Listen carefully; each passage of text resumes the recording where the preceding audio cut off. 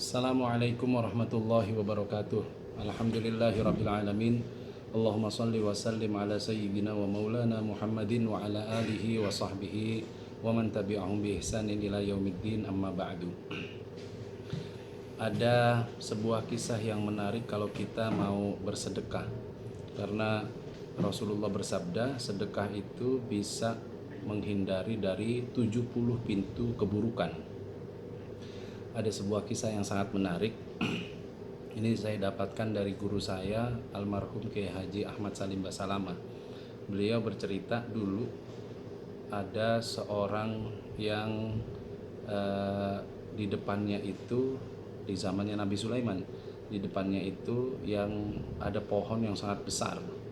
Nah, di situ tinggallah di pohon yang sangat besar itu tinggallah Raja Wali yang setiap bertelur sama orang yang punya rumah di depannya pohon besar ini selalu diambil.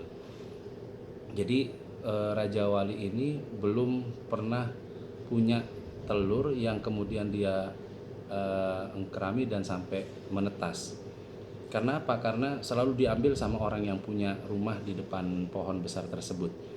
Maka pada satu saat Raja Wali ini datang ke Nabi Sulaiman. Protes dia, Nabi Sulaiman, Baginda, engkau adalah nabi yang sangat mempunyai kehebatan yang diberikan oleh Allah Subhanahu wa taala. Saya pengen protes karena setiap saya bertelur, belum sampai telur itu menetas, itu diambil sama orang yang tinggal di depan pohon saya tempat bersarang. Saya minta kau untuk menjaga telur-telurku untuk sampai menetas dan menjaga orang ini supaya tidak mengambil telurku ini. Maka Nabi Sulaiman mengijabai atau mengiyakan permintaan dari si Raja Wali ini. Maka jamaah yang dimuliakan Allah, dengan senang hatinya Raja Wali yang sudah mulai pada saatnya dia bertelur mendapat jaminan dari Nabi Sulaiman dia akan mendapatkan telur yang akan diingkeraminya sampai menetas. Maka sang Raja Wali menyiapkan sarangnya dengan baik dan pada musimnya dia bertelur. Pada saat dia bertelur, Raja Wali ini sangat-sangat percaya dengan apa yang dikatakan oleh Baginda Sulaiman, Nabi Yunus Sulaiman, untuk menjaga telurnya ini. Maka Nabi Sulaiman ternyata meminta kepada dua jin.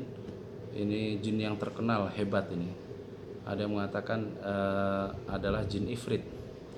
Maka diutuslah Ifrit ini oleh Nabi Sulaiman untuk menjaga telur supaya tidak diambil oleh orang yang biasa mengambil yang tinggal di depan pohon besar tersebut.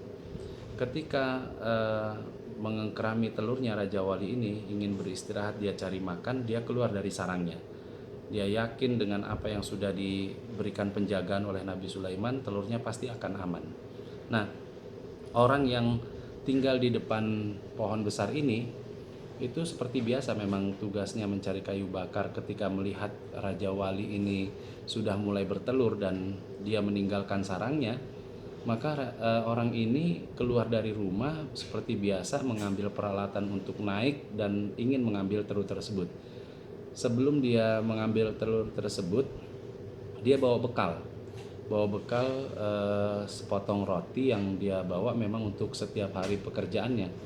Ketika dia keluar rumah dari rumahnya, ada seorang yang meminta-minta untuk diberikan sesuatu kepada orang tersebut. Maka karena tidak punya apa-apa, maka orang ini membelah bekalnya ini, rotinya ini dibelah, separuh untuk dia, separuh untuk yang meminta-minta. Nah, kemudian dia menuju ke tempat pohon di mana Raja Wali ini bersarang, dan dengan santainya dia naik pohon tersebut sampai ke atas dan akhirnya dia mengambil dua telur tersebut. Dua telur ini kemudian dibawa oleh orang tersebut dan ya digunakan untuk makan dan lain sebagainya. Nah, jamaah yang dimuliakan Allah, begitu Raja Wali ini kembali dari istirahatnya mencari makan, terkaget-kaget karena apa? Karena telurnya udah nggak ada lagi. Maka dengan itu dia datang lagi, si Raja Wali ini datang ke baginda Nabi Sulaiman. Nabi Sulaiman, baginda, saya sudah bertahun-tahun bertelur, sampai sekarang pun kau sudah memberikan keamanan, janji untuk bakal telur ini akan selamat sampai menetas, tapi ternyata orang tersebut datang lagi dan mengambil telur saya. Ini baginda Nabi Sulaiman merasa sangat malu dan marah. Karena apa? Dia meminta maaf kepada Raja Wali tersebut, dan akhirnya burung Raja Wali ini pulang, dan Nabi Sulaiman memanggil dua jin yang ditugaskan untuk menjaga telur tersebut. Subhanallah, begitu sampai dipanggil-panggil, itu jinnya nggak datang-datang. Baru berapa lama kemudian jin ini datang ketika dipanggil oleh Nabi Sulaiman. Nah, jamaah yang dimuliakan Allah, Nabi Sulaiman nanya kepada si jin Ifrit, Ifrit, dua-duanya, kau sama temanmu ini membuat saya malu karena Raja Wali datang kepadaku, akhir telurnya ini diambil lagi. Kau ini kemana aja? Sudah kuperintahkan untuk menjaga telur itu, tapi kau ternyata lalai dengan tugas yang aku berikan. Kau akan aku siksa, akan aku hukum. Nah, dua jin ini bercerita, jangan marah dulu baginda. Saya sudah berusaha untuk mencegah orang ini untuk mengambil telur tersebut. Tetapi pada saat saya ingin mencegah orang tersebut, saya sudah diambil, ada dua malaikat yang menjaga orang tersebut. Yang satu membawa saya dan membuang saya ke kutub utara, di ujung utara, dan yang satu mengambil saya dan membuang ke ujung selatan. Gitu ya. Jadi sampai jauh kami dibuang. Begitu baginda. Nah, ini jamaah yang dimuliakan Allah, ternyata sebab dari dijaganya orang yang mengambil telur Raja Wali ini karena dia bersedekah dengan setengah roti yang dia berikan kepada orang yang meminta-minta. Maka dikatakan oleh baginda Nabi Muhammad SAW, setiap orang yang bersedekah, gitu ya, setiap orang yang bersedekah maka Allah akan utus dua malaikat untuk menjaganya. Nah, orang ini ketika bersedekah, Allah mengutus dua malaikat untuk menjaganya, terutama dari jin yang pengen menghalangi dirinya untuk mengambil telur. Jadi ini bisa menjadi perhatian atau menjadi hikmah yang bisa kita ambil pelajaran dalam keselamatan kehidupan kita sehari-hari.